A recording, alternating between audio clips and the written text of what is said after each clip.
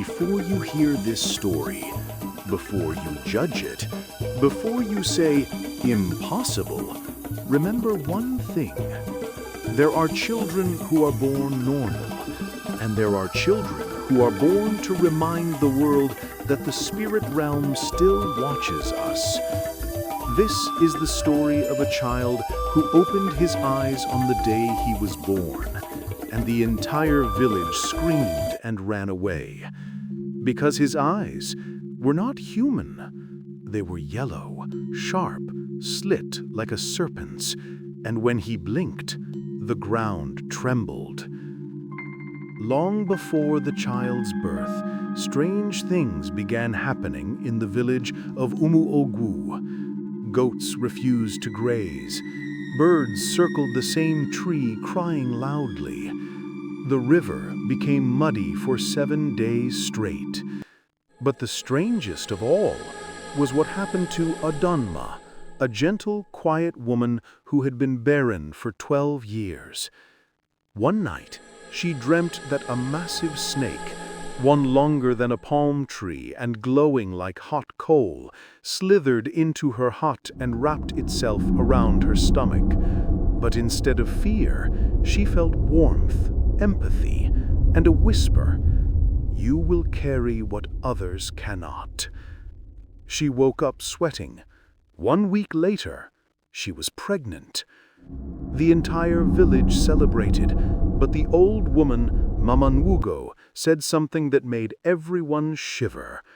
Pregnancies given by spirits are never free.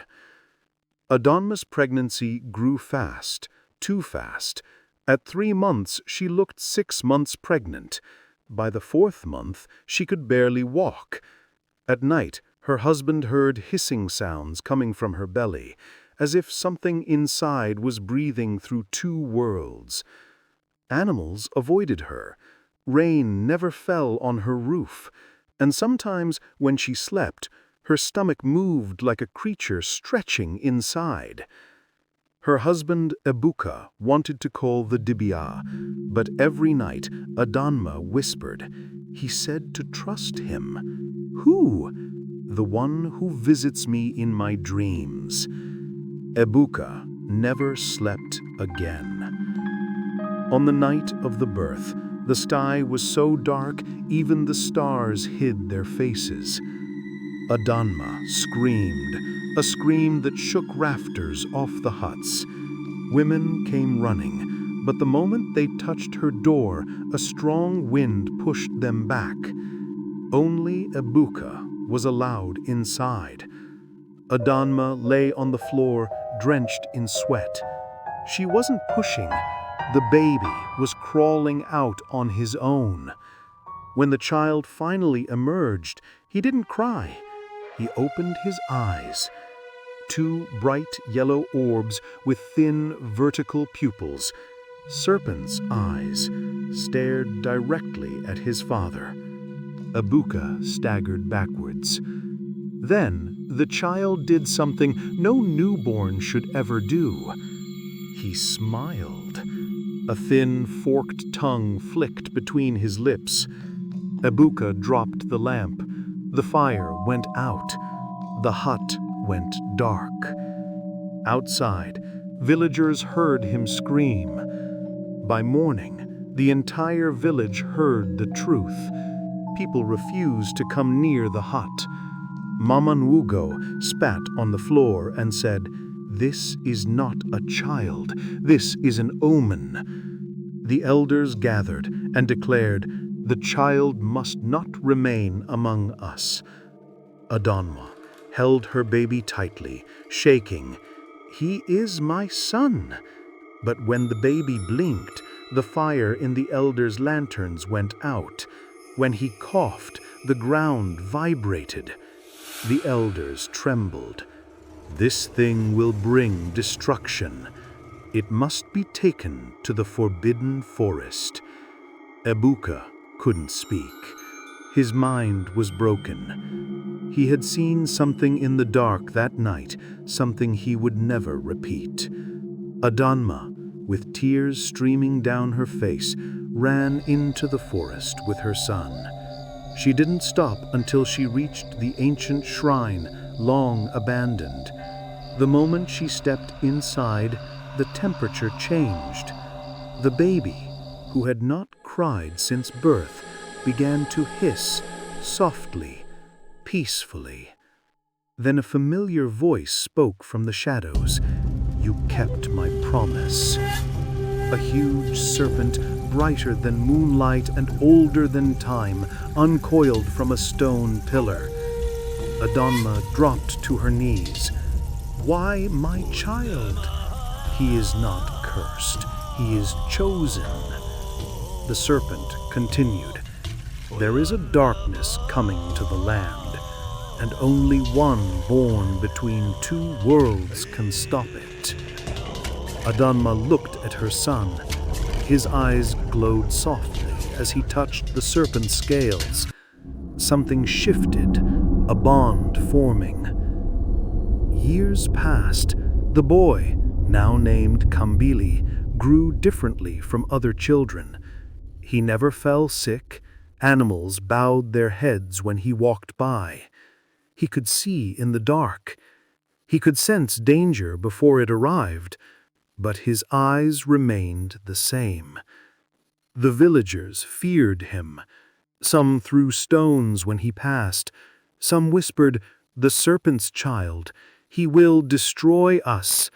But one day the prophecy began. A powerful sickness swept the village, a plague that turned the river black and killed crops overnight. The elders sought every healer. Nothing worked. Then, Mamanwugo, the same woman who rejected him, had a dream. She saw the serpent spirit coiled around the village protecting it, and a boy with serpent's eyes standing in the center. She woke up trembling. "We must bring Kambili."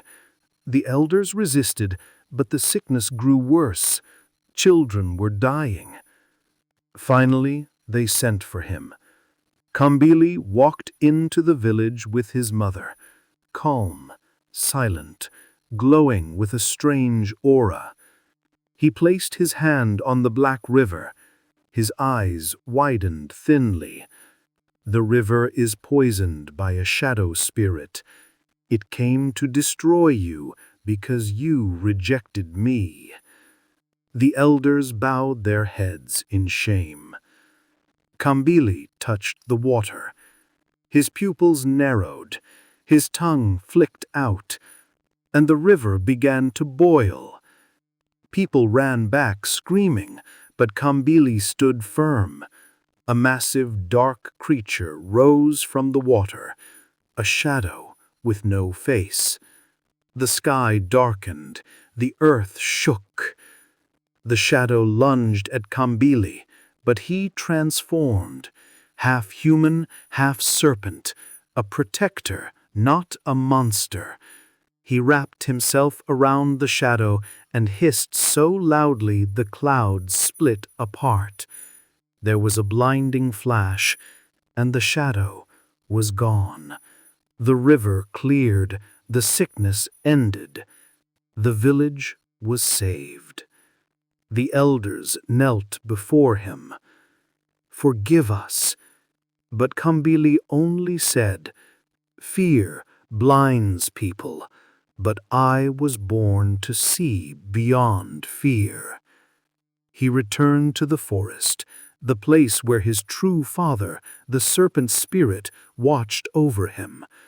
And from that day on, Umu Ogwu became the safest village in all the land, because somewhere in the shadows, the child with the serpent's eyes was watching, protecting, waiting, and the village never forgot. Not all spirits bring death, some bring salvation. If you enjoyed this story, subscribe for more tales like this. See you in the next one.